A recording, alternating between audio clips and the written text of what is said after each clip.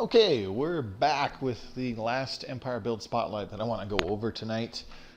If you're watching this on YouTube, this definitely won't be the last one forever, but it'll probably be the last one for a short little while here, maybe a couple weeks or something like that. So this one, I called it More Robots, because this was about building lots of robots, as requested by one of my viewers, wanted me to go over this one. I just had other ones that I wanted to show off before getting to this. So the species name, they are birdie butts. Their plural is butts, and their adjective is butt head. Biography, I don't know, bots. That's really all it comes down to. Their ruler name is a robot. Their ruler title is really, so whenever anybody is talking about your ruler is really a robot, shows up, and it's actually kind of amusing when you see that in the what's it called, the dialogue boxes. The homeworld name is Birds and Bots. The star name is Synthetic God. And Empire name and flag, More Robots. And the adjective for our pops is Synthbot Droid Bird, because that makes perfect sense, I suppose. Anyways, let's move on. So the thing about intentionally building for robots is that robots do not require consumer goods like organic pops. They require maintenance, and that means energy credits, whereas your organic pops require certain units of consumer goods. As we've seen, the normal amount is 1 unit of consumer goods means 0.5 minerals are used up every month to ensure the survival of that pop. Robots require, I believe it's 0.18 energy every month for usual maintenance. The other thing too is that researching robots requires engineering research, getting the robots, and then the droids, and then the synthetics, and then the synthetic personality matrix technologies. They're all in the engineering tree. So the starting species, I wanted to be able to rush down the engineering check tree. So I made them intelligent, increasing science output on all three types, engineering, physics, and society, by plus 10%, and natural engineers engineering output another plus 15%. I also made them nomadic. Now, the reason for this is increasing the migration speed is pretty handy, but also the resettlement cost reduction. Now, you might be wondering why the heck I went for this, and I figured, you know what? When you're on your capital world, by the time you even research robots and can start building them, it's very likely that your capital world has almost completely been populated by your native species. So you want to be able to move those pops to either new colonies or have them quickly migrate to an allied empire that you have a migration treaty with, so that you can get your organic species off of tiles with things like power plants or mining networks and stuff like that, where your robots or more specifically your synthetics later on in the late stages of the game will really shine and produce a lot of resources for you. You want to get your organic pops off of those tiles.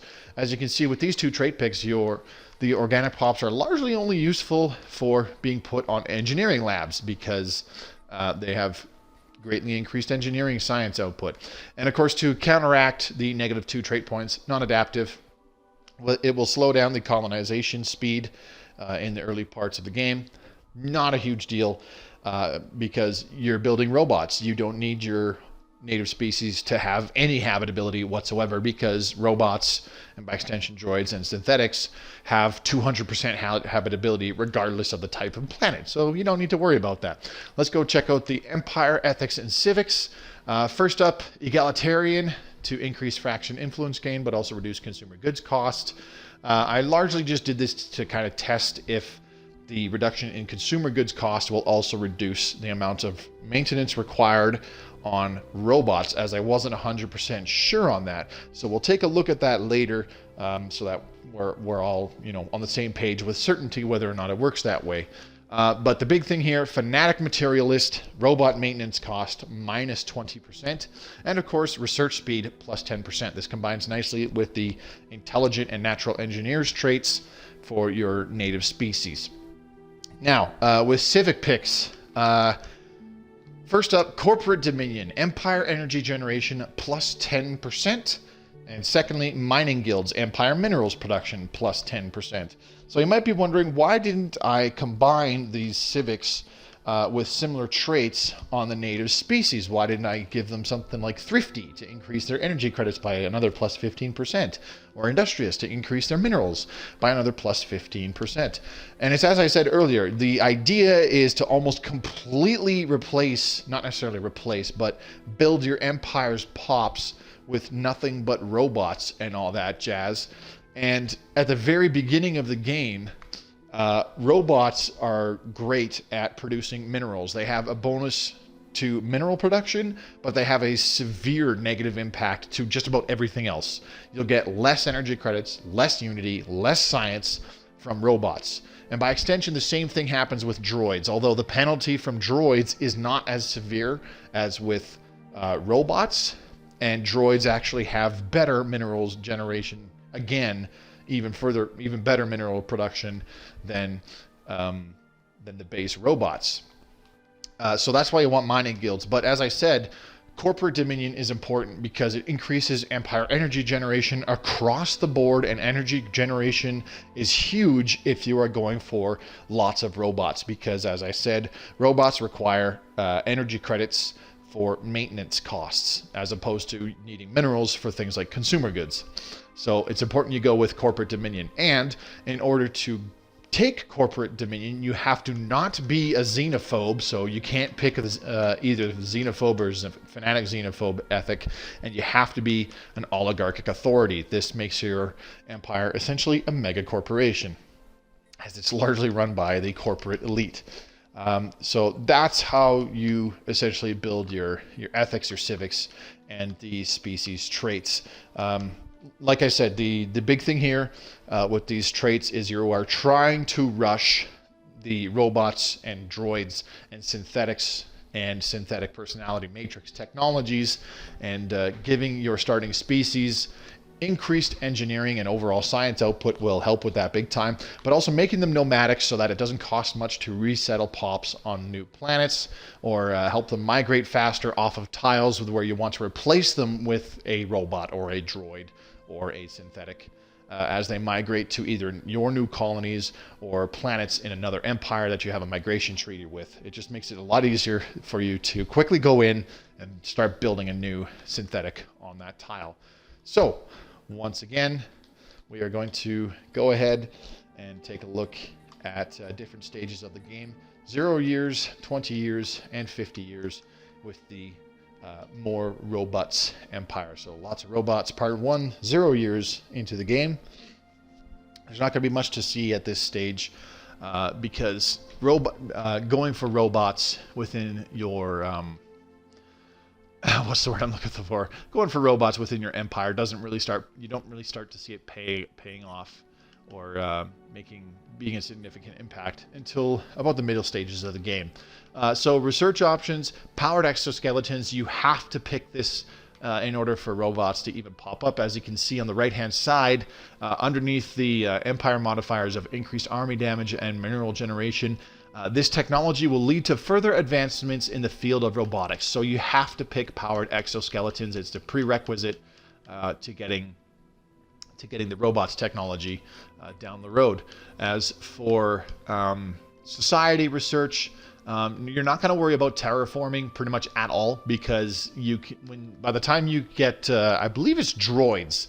Once you get droids and you complete certain colony ship technologies allowing you to send colony ships of droids, you don't need to worry about terraforming because your robots can populate any planet. So getting something like a heritage site really early in the game is good for extra unity generation, so that you can complete some of those traditions pretty early. And orbital energy conversion for those solar panel networks, super important. Fusion power will play a role sometime later for increased empire storage and empire energy storage capacity.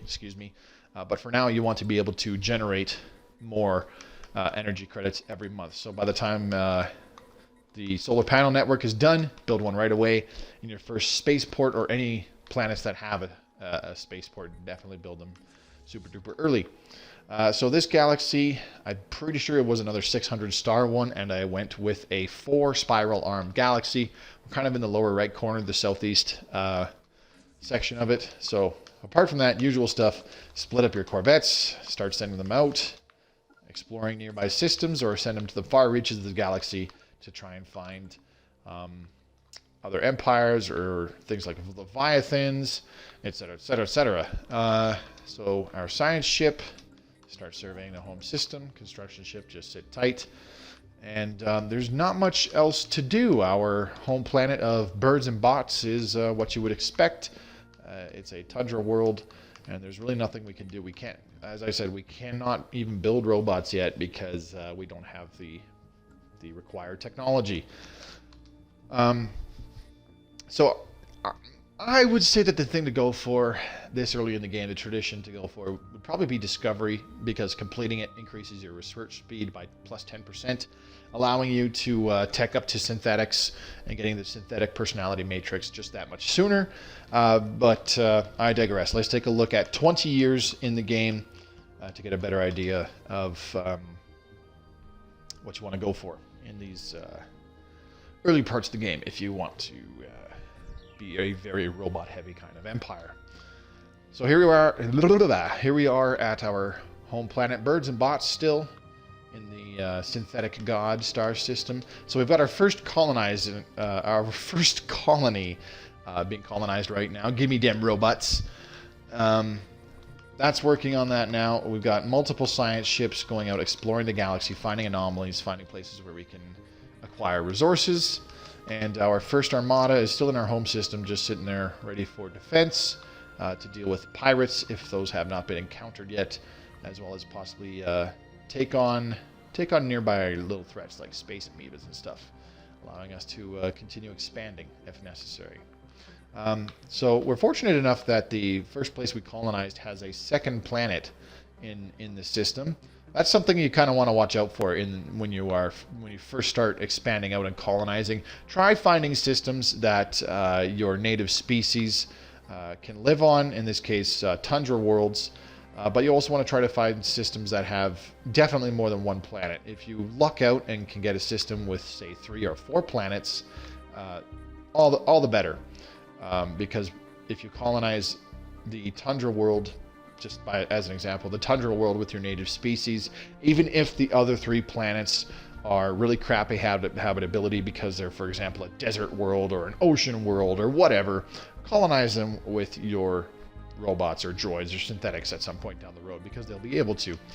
Speaking of which, our home planet, birds and bots, we're 20 years in, and we are starting to build some robot pops. I've only queued up 3 at this point, because there are only one. Right now there's only 2, but there will be, once we build the correct structure, there will be a 3rd tile for generating minerals. So as you can see here, the tile itself generates 1 mineral, the mining network 2 generates another 3, and with the additional bonuses, plus 10% extra mineral generation because we have a robot pop on it. Powered exoskeletons generates another plus 5%. The mineral processing plant gives us another plus 10%. And of course, the mining guild civic gives us another plus 10% for a total of plus 35%, giving us an extra 1.4 minerals being generated per month just from this robot. So down the road, you will start to see this mineral generation really snowball as you get more planets populated by your synthetic pops, where they apply more bonuses to mineral generation, and you get higher grades of mining networks and even things like mineral processing plants, so on and so forth. But you can start to see that we haven't really built up many buildings on this planet just yet. We're just waiting for our pops to grow, and where we can, we're building robot pops here and there. Haven't gone too crazy yet, waiting for this gimme them robots planet to finish colonizing. Apart from that, not too much else going on. Let's take a look at the traditions that we went for. So in this instance, I actually went down the prosperity tree to reduce the mining station build cost by 33%. And the big reason that I went for this was to reduce the ship cost and building cost by 15%, but this also reduces ship and building upkeep by 10% by picking Fleet Logistics Core and Administrative Operations. So as I said earlier, the big thing that you got to keep an eye on is energy credit generation, because not only are your buildings and your ships going to be using up a lot of energy credits, but because most of your pops at some point are going to be robots or synthetics, they're really going to be sucking up those energy credits. So reducing the upkeep for your buildings and your ships this early in the game isn't entirely bad. As I said, the discovery tree could be another good option to go with so that you can tech up faster and get those synthetics sooner as well. But we'll see what happens here, what I was going for at a later time. So we've been exploring the galaxy mostly with our science ships. We've discovered a fallen empire fairly close to us. We've got these fairly friendly guys right next to us, and they're already expanding. Not necessarily aggressively, but they're just expanding their borders. They've already got some frontier outposts right next to us in the Spirium system, for example. So we're trying to counteract that so that we can make use of stations in nearby systems. And as you can see, I have no major amount of research stations built for extra science generation. I'm sticking to mining stations because mining stations are what gives me the extra energy credits from certain planetary bodies that allow you to get extra energy credits by putting a mining station on. Like, for example, this frontier outpost around this star, an extra 3 energy credits every month. This mining station around this gas giant, an extra 2 energy credits every month. It's the energy credits that are largely far more important. You don't necessarily need to worry about the extra science with your research stations, at least not yet. You're not going to worry about that too much until you get to later on in the games. And not to mention, building lots of research stations early on will make your energy credit generation completely tank. You want to keep it at a decent amount this early in the game, because the big factor in building robot pops is they cost far more energy credits than they do minerals. As you can see here, it's 150 energy and 50 minerals to queue a robot pop being built on a tile. So you need to keep that energy credit generation at a pretty decent amount. Not as high or more than your minerals, and that probably won't be possible anyways, because your minerals are going to start to really skyrocket once you start hitting the mid game, if you have lots of robot pops and whatnot. So what were we going to take a look at? Oh, that's right. Let's take a look at this robot pop itself.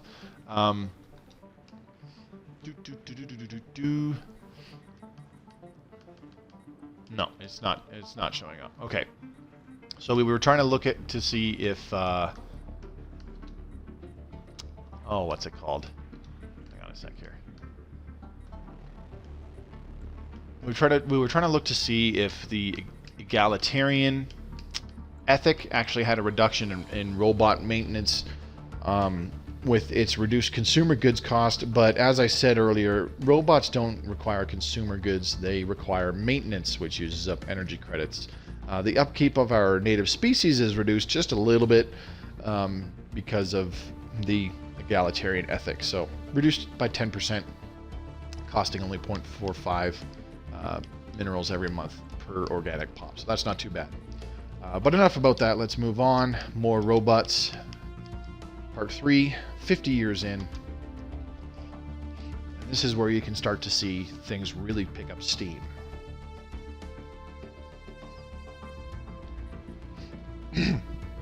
Sorry, my throat's like super dry.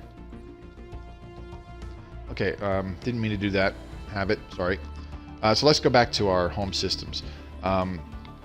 Trying to make sure that we're still able to expand, so we started colonizing a planet down here in this sector on the west end of our neighboring allies, and we named this planet Synth Pops. As you can see, I was in a hurry to try to build some try to build some robots on it before it was completely taken over by our birdie butts. So we're going to go ahead and take a look at our capital world, birds and bots. And as you can see, it's completely full. Initially, we only started building 1, 2, 3 robotic pops in the earlier part, 20 years in the game, and they are only on tiles that are for generating minerals. So this one here, we've got a mining network 2, and this one here, we've got another mining network 2, and this one has a mineral processing plant to help with mineral generation. So let's take a look at this. This tile is generating 2 minerals. The mining network is generating 3 more. The adjacent planetary administration is giving the tile 1 more for a total of 6. So the bonuses are the robot produces another 10%, powered exoskeletons another 5%, the mineral processing plant another 10%, mining guilds another plus 10%. So still plus 35% extra mineral generation on this tile from our robot pop for a total of 8.10, adding another 2.1 onto that tile. Even our mineral processing plant is seeing the benefits. An extra 1.05 minerals being generated every month, giving a total of 4.05 on top of the normal 3 minerals base. And this one, 4 minerals base amount, 1 from the tile, 3 from the mining network 2. The bonus is giving it another 1.4 extra minerals per month because of the additional bonuses. So here we go on the first planet that we largely want to take over with robots. Gimme dem robots. So as you can see, there are very few organic pops on this one, and because of that, we are putting down lots of mining networks where we can. We colonize this planet because it's got a Betharian power plant, which is very, very handy in a largely robotic pops empire. So the next planet, we got your bots here. This was a 25 tile planet, so very useful there, also because it has 2 Betharian stone tiles allowing you to build 2 Betharian power plants. A fantastic planet to colonize, and once again it is largely filled with robots. We only have about 6, 7, 8 organic pops, and the rest is all robots. And next up, we've got the frozen butts and bots, because our birdie butts are freezing cold on the Arctic terrain. But once again, starting to build up a bunch of robots. It takes robots quite a while to build up. They're not quite like organic pops where they will have increased population growth. It's always 1.0 per month. So there's really no way to change that. So it will take a while for your robot pops to get built up on any planet or colony. But once they're up there, it pays off pretty good. iRobot, again, trying to fill up as many tiles as possible with robots. And then we got the back to our home planet, actually, is where that was. So that's where we're going with that. Research stuff. We still have not come across droids. But we've got robotic workers, we've got Betharian refining for the Betharian power plants, which is super good. Already got a couple things in for terraforming. Now that I think about it, that was kind of a mistake, completely unnecessary. We've got AI controlled colony ships done. We can do the next one that further increases our colony development speed. Automated exploration protocols is always nice. Self-aware logic, always handy. But largely, as you can see in the early parts of the game here, largely going for stuff that increases energy credit generation. The exception being administrative AI to increase research speed by plus 5%. After that, it's field modulation, giving us the power plant grade 2, and then global energy management to give us energy grids, which are super, super important for generating all those energy credits. And that's really largely all we've got going on now. Not so much to do with the society tech tree, aside from just, stuff that will help you in the long run. The heritage site was our first project. Planetary unification for extra monthly influence.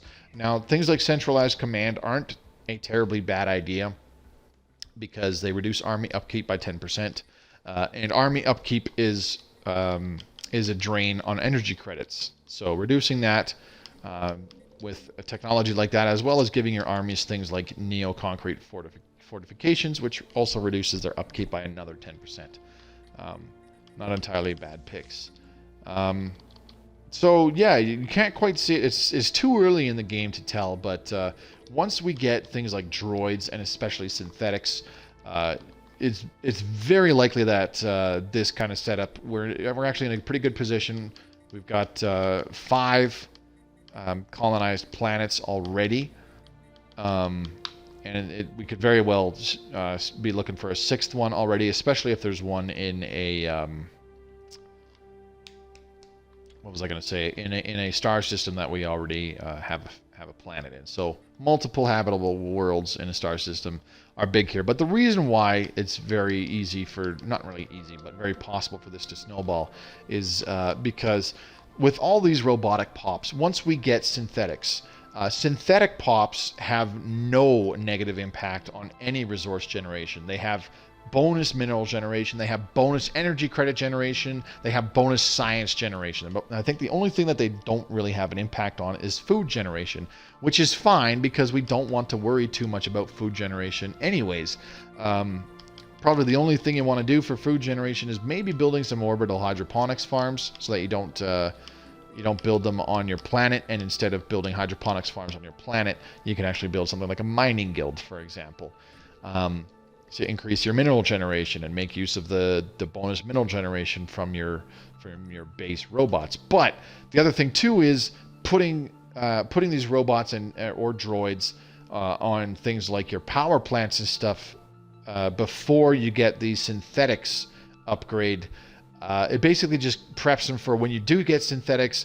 Boom, you are getting extra energy credit generation because of your synthetics. So they become a lot more self-sustaining once you have synthetics and whatnot research. So like putting synthetic pops on these Betharian power plants will give them a ridiculously large amount of energy credit generation every month. As you can see right now with this organic pop, the Betharian power plant generates 10 plus another 2 off the tile itself. We've got an energy grid on the planet, and we've got the corporate dominion civic plus the little plus 1% happiness bonus from the pop for a total of 14.52 energy credits. We throw a synthetic pop on here, and that will be even higher by a pretty decent amount too, because synthetic pops have, I believe, plus 20% extra energy credit generation. So it pays off.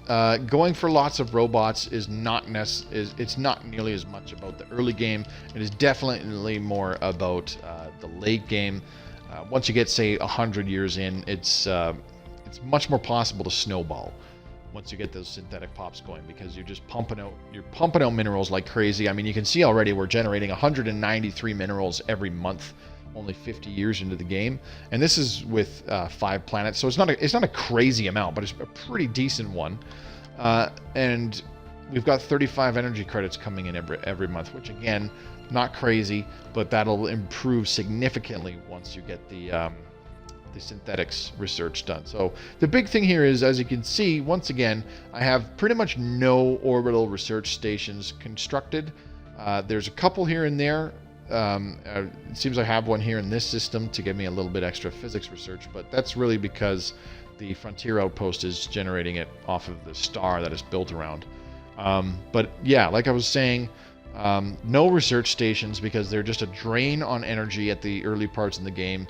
Maybe later on, once you get like synthetic pops, for example, or you have a couple planets with a huge amount of energy credit generation because they have either Betharian power plants or they have some kind of planetary modifier that gives them an additional 20% extra energy credits generation, then yeah, definitely start building in your research stations, your orbital research stations, so that you can really start teching up with the extra science generation.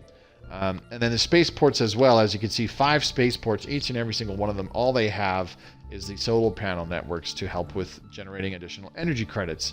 And seeing as how it's 5 planets, each with a space station, 3 energy credits per solar panel network, that's an extra 15 energy credits being generated just from your spaceports in that fashion. because as I said, it's all about those energy credits, especially in the early parts of the game. You need those energy credits to maintain your robots. You need those energy credits to build more. And if you are running a deficit on energy credits to the point where you get 0, then everything will just go downhill from there. So you got to keep that energy credit generation up there. This would be a good system to get within your borders, as you can build a single mining station, and there you go, an additional 4 energy credits every month. Building a frontier outpost in this system wouldn't be too bad either, because you can build 3 mining stations and get another 6 energy credits every month, etc., etc., etc. It just goes further on from there. So I think that should sum it up for this particular Empire build spotlight. Like I was saying, if you watch this on YouTube, thanks very much for watching.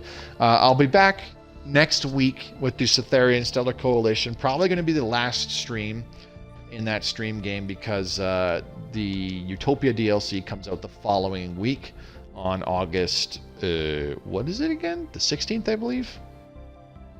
Something like that. I can't remember. It doesn't really matter. But yeah. Anyways, so we'll be back with the Cytherian Stellar Coalition next week. Thanks for dropping by if you watch this on Twitch, and as I said, if you are watching this on YouTube, subscribe to my channel for more Stellaris Console content. Check out the links in the description below to my Twitter feed, my Twitch channel, and of course my Discord channel, where you can come and talk about Stellaris Console with other Stellaris Console players as well. It'd be really nice to get some good discussions going on there. So I'm going to go through the Empire creation screens for the Ploop partnership, which is the quote-unquote normal setup for this particular Empire build, without the ridiculous names this time. So if you're watching this on YouTube, just pause on each screen for a few seconds and copy the options that I have if you would like to play with this exact same Empire setup. In the meantime, this has been Mobius Y. Hopefully I'll see you in the future, either at a future stream or in another video on YouTube. Maybe for Stellaris Console, maybe not. But yeah, hoping to hear from you guys. Take care, and as always, have a great night.